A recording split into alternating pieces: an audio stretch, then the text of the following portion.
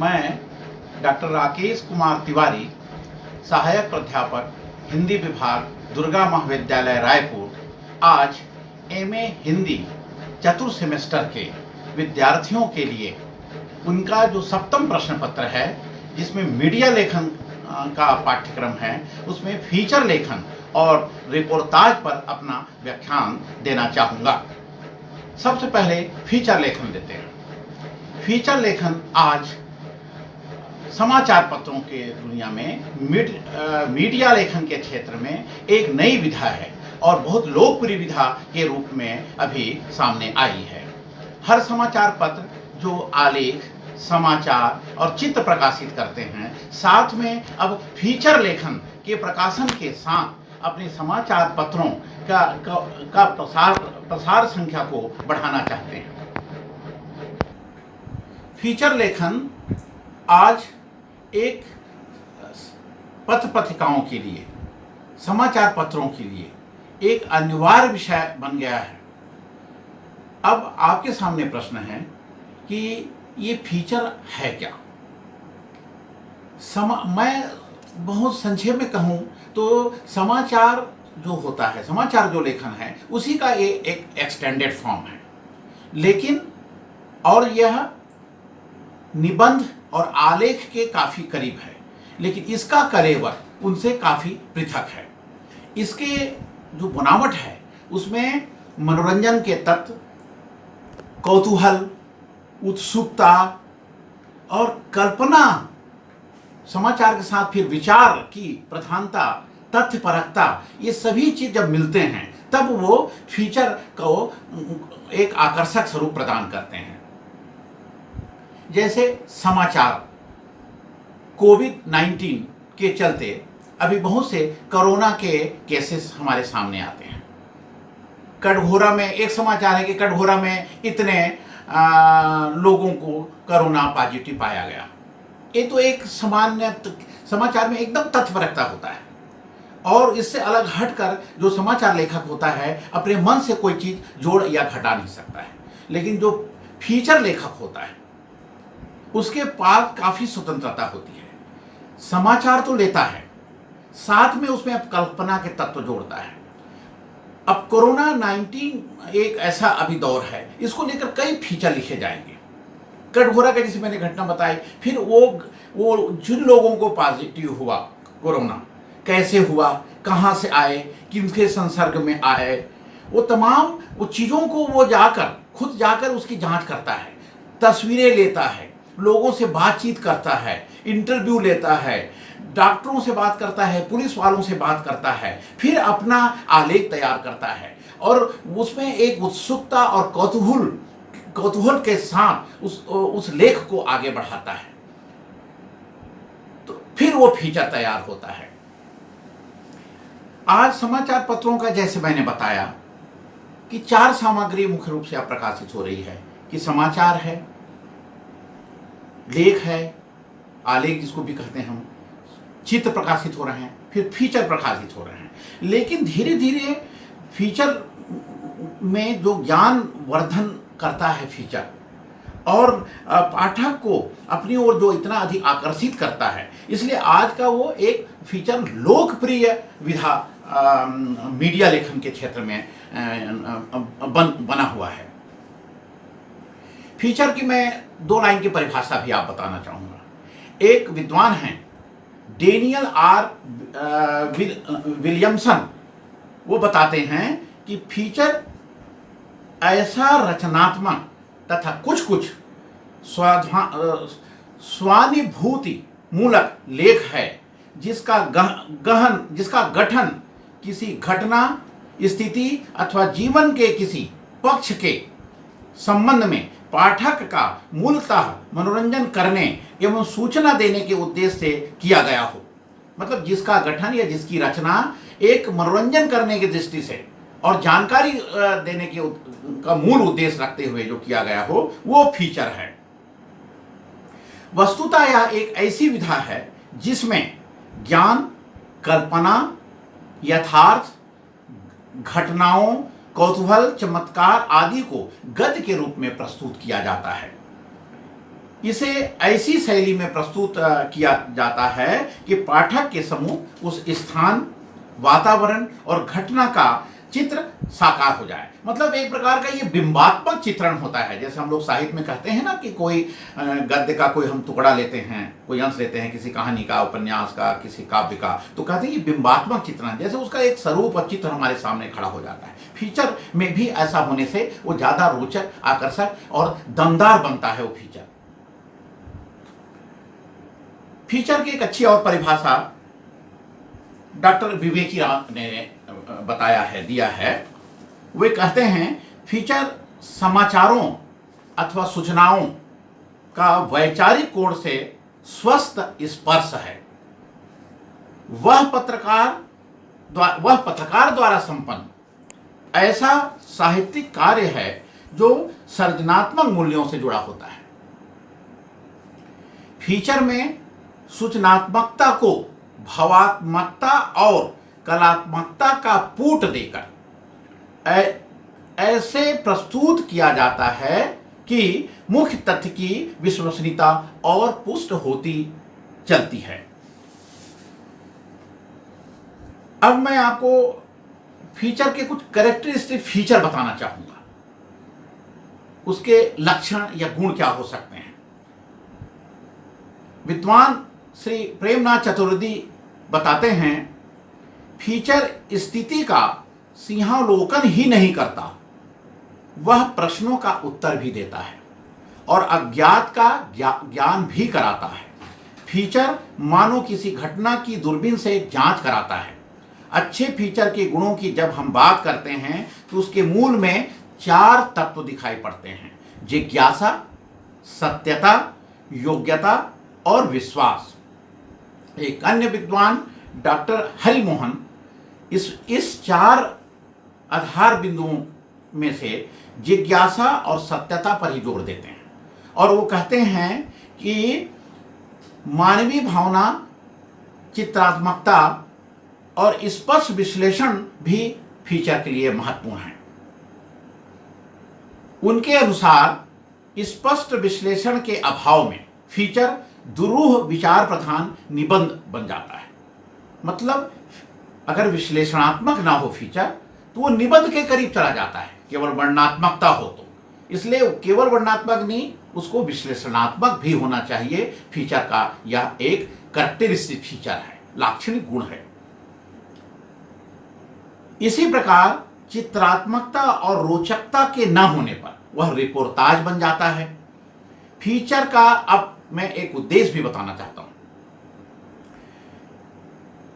Feature का एक महत्वपूर्ण उद्देश्य है समाचार के सत्य को आकर्षक, जिज्ञासामूलक और ज्ञानवर्धक ढंग से उजागर करना होता है। इसलिए फीचर में तथ्यों के प्रभाव और महत्व पर विशेष बल दिया जाता है। फीचर के कलेवर की चर्चा मैंने थोड़ा पहले अभी की है कि उसमें किन किन बातों का ज़्यादा महत्व है। जैसे कल्पना का होना बहुत महत्वपूर्ण है फीचर में। समाचार का तत्व लेते हैं, तथ्यपरकता भी लेते हैं, लेकिन हम उसमें कल्पना से पाठक को वो जिज्ञासा बढ़ाती है जो कल्पना का उसमें तत्व है, तथा उसे नए सत्य लोक मिले जाती है। एल्मो स्कॉट वाल्सन नामक विद्वान का कहना है कि फीचर किसी भावना के इर्द गिर्द चक्कर काटता है। समाचार को इस प्रकार रूप दिया जाता है कि वह आकर्षक बने और आम पाठक की भावनाओं का स्पर्श करे। पाठक जितना मानवीय भावनाओं से आंदोलित होता है उतना समाचार के महत्व से नहीं। फीचर को पढ़ने से पाठक को एक प्रकार का संतोष प्राप्त होता है जो मनोरंजन, शिक्षा या जानकारी किसी भी रूप में हो सकता है। साधारण समाचार की अपेक्षा फीचर में लेखक का अनुभव, उसकी संवेदना तथा उसकी ललित शैली समाचार को पिरोए होती है।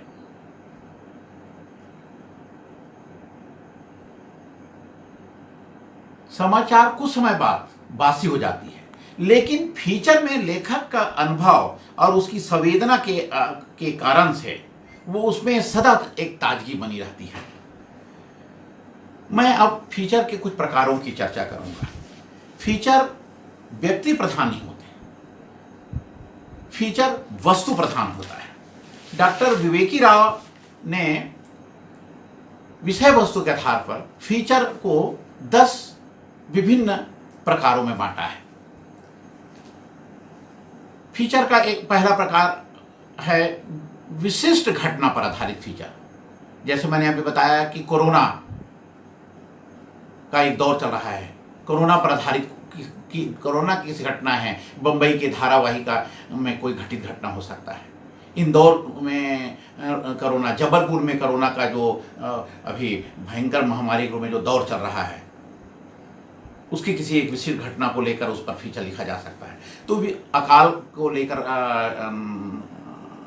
फीचर लेखन किया गया है, दंगों को लेकर फीचर लेखन किया गया है। ये विशिष्ट घटनाओं पर आधारित फीचर लेखन है। ये फीचर लेखन का विषय वस्तु आधारित एक प्रकार है। राजनीतिक घटनाओं पर भी आधारित फीचर लिखे जाते हैं। इसका फर्क बहुत व्यापक है। तीसरा, सामाजिक समस्याओं को उभारने वाले बहुत सारे फीचर हैं। आपको प्रेमचंद की कहानी याद हो रही है, ठाकुर के कुआं। उस सामाजिक समस्या पर लिखा, वो एक कहानी का रूप दे दिया है। आप उसी एक घटना हुआ कि वहाँ जो ठाकुर के कुआं कहानी में जो कथ्य है, आप सब हिंदी साहित्य के छात्र हैं, आप सब उस कहानी के से अवगत हैं, उसको एक लेखक फीचर के रूप में भी ले सकता है। उसकी जो वहाँ एक जो घटना घटती है उस गांव में, छुआछूत को लेकर, जाति प्रथा को लेकर, उच्च और नीच जात के जो प्रथा है, तो ये सामाजिक समस्या को उभारने वाली फीचर के रूप में वो सामने आती है। वाद विवाद संबंधी चिंतन परक फीचर लेखन है एक चौथा प्रकार। आंचलिक विषयों पर भी फीचर लिखे जाते हैं, पांचवा एक प्रकार है फीचर लेखन का। व्यक्ति विशेष की उपलब्धियों पर भी फीचर लेखन किया जाता है।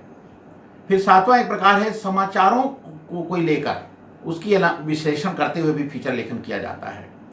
फिर हमारा जो विभिन्न मेला है, उत्सव है, मड़ई है, मनोरंजन आदि बहुत से सांस्कृतिक विषयों पर लेकर है। बहुत सारे ऐसे विषय वस्तु के आधार पर एक हम अलग अलग विभाजन किए हैं, लेकिन वो दो मैंने कहा कि समाचार के पर आधारित फीचर हो सकता है। अभी मैंने आप एक प्रकार बताया।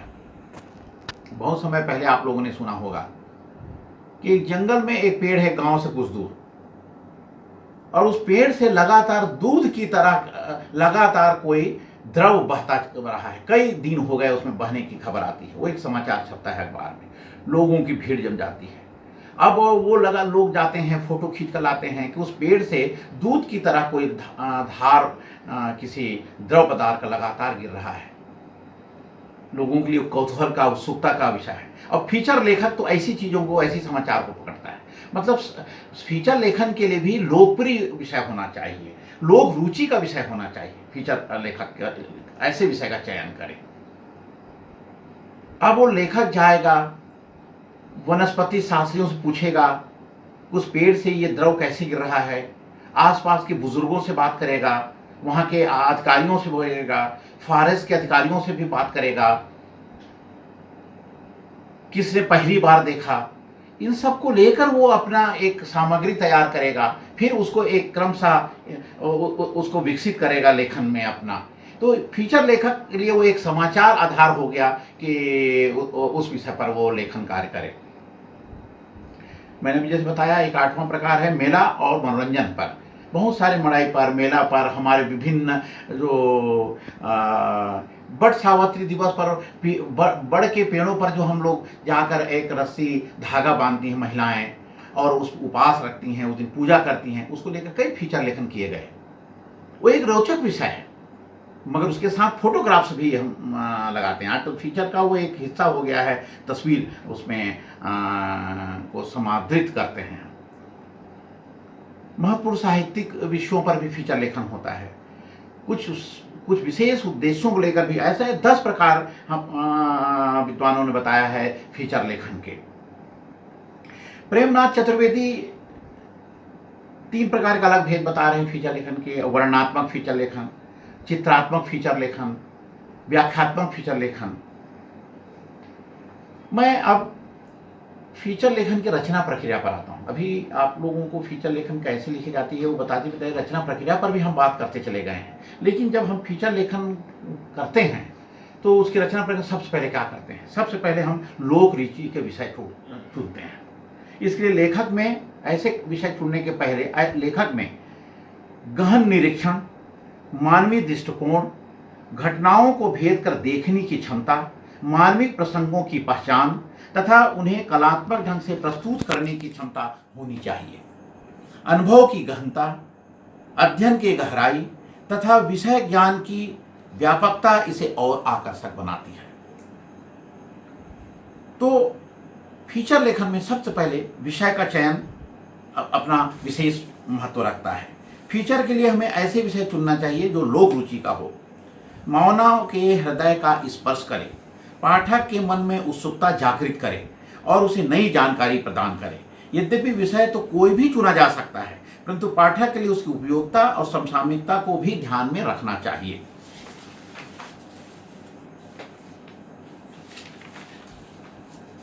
दूसरे इस रचना प्रक्रिया के दूसरे पड़ाव में हमको सामग्री संकलन किस प्रकार करें, यह महत्व है। जैसे मैंने कहा कि एक पेड़ से दूध की तरह तरल द्रव्य बह रहा है, तो जो फीचर लेखक है वहाँ जाएगा, उसका फोटो खींचेगा, सामग्री संकलन के लिए वो वहाँ के वनस्पति शास्त्री से पूछेगा, फॉरेस्ट के अधिकारियों से पूछेगा, आसपास के लोगों से जानकारी लेगा, कब से ये हो रहा है, उनके मत लेगा कि क्या कारण है। धार्मिक लोग अपने ढंग से बात करेंगे, वैज्ञानिक दृष्टिकोण वाले अलग ढंग से बात करेंगे। तो इस ढंग के सामग्री संकलन फीचर लेखक को करना पड़ता है। घर में बैठकर फीचर लेखन नहीं हो सकता है, उसको ग्राउंड में और ग्राउंड की रियलिटी को देखकर ही अपनी कलम को चलानी पड़ती है।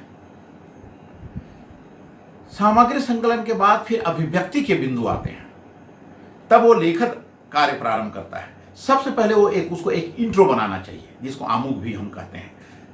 फिर मतलब जो सार बात है, समाचार, जिसको घटना या समाचार या जिस विषय वस्तु को ने लिया है, उसको पहले रखकर फिर उसको आगे आगे उसका विश्लेषण और विवेचन करते चला जाए।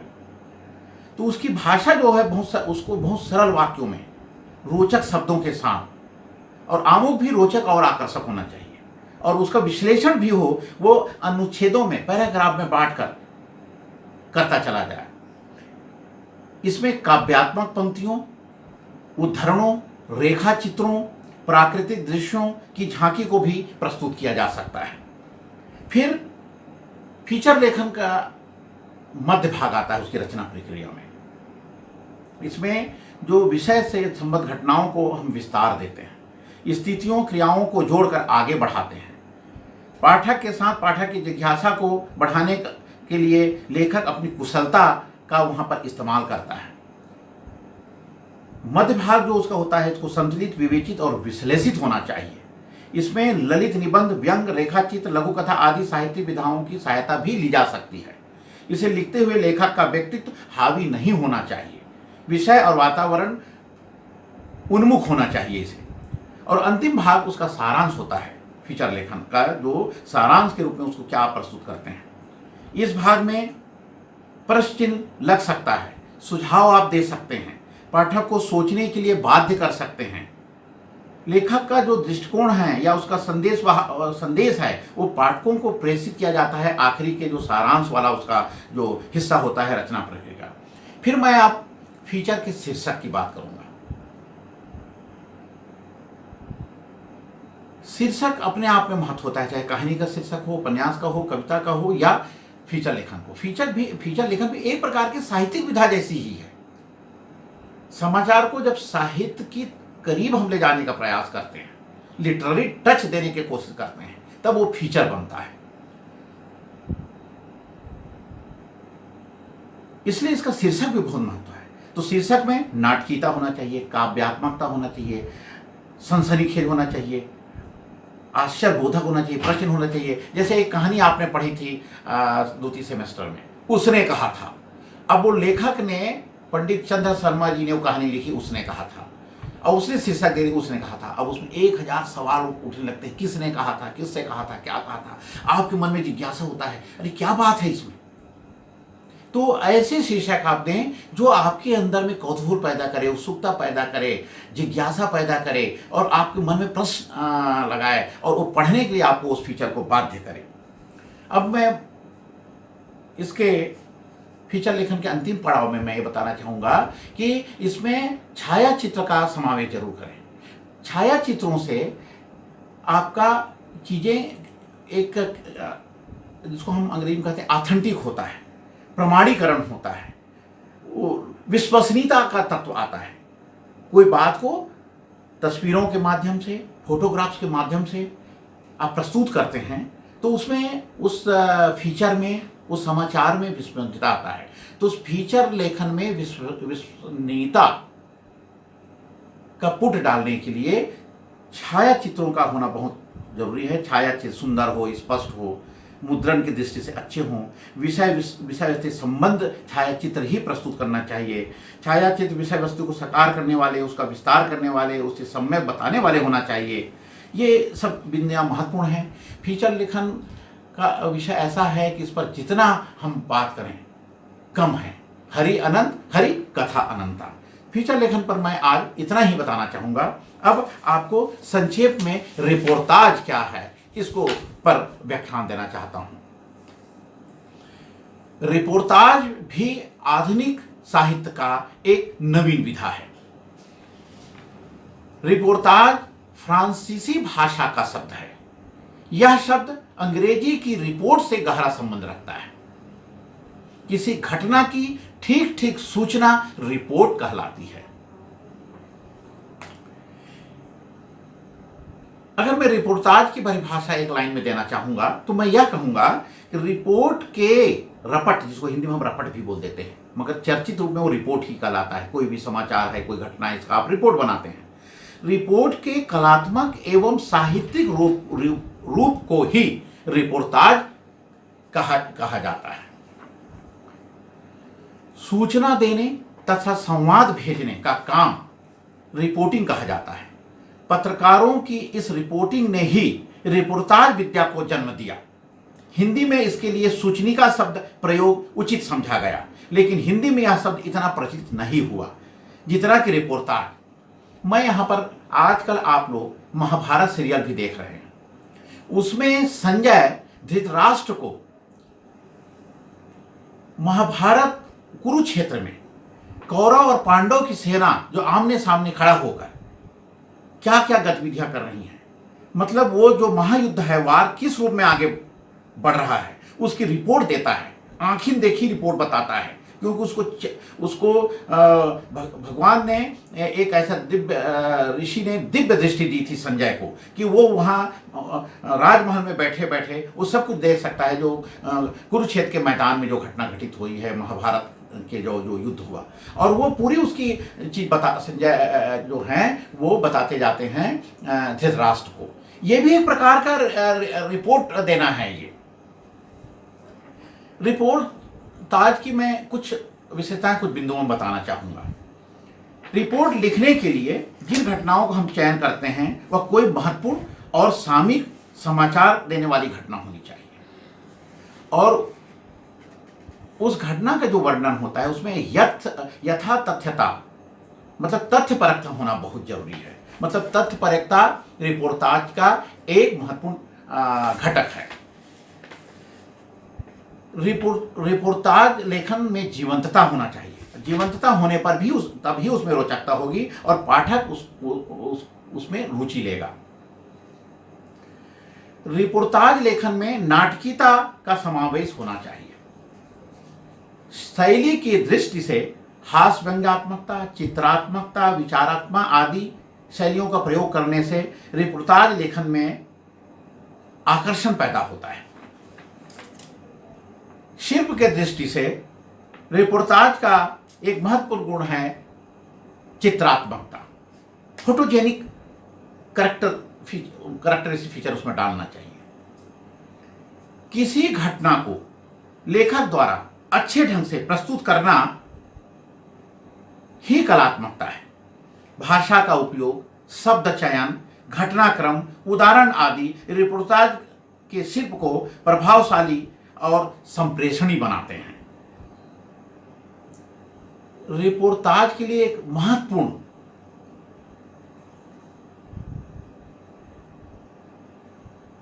एक डिमांड है या उसका महत्वपूर्ण हिस्सा है, वो यह है कि जो रिपोर्टाज बना रहा है, जो लिख रहा है, वो प्रत्यक्षदर्शी हो उस घटना का, जो खुद देख रहा हो, वही दूसरे का सुनी हुई नहीं, आंखीं देखी बात वो करता चला जाए। हिंदी में सबसे पहले रिपोर्टाज लेखन 1939 में शुरू हुई, 1939 में, और इसके पहले लेखक के रूप में शिवदान सिंह चौहान को माना जाता है। शिवदान सिंह चौहान ने लक्ष्मीपुरा शीर्षक से 1938 में एक बहुत अच्छा रिपोर्टाज लिखा है।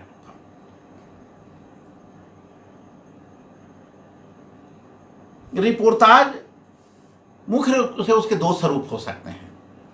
एक तो प्रथम पत्र पत्रिकाओं में छपने वाले रिपोर्टाज होते हैं और दूसरा साहित्यिक विधा के रूप में रिपोर्टाज होते हैं।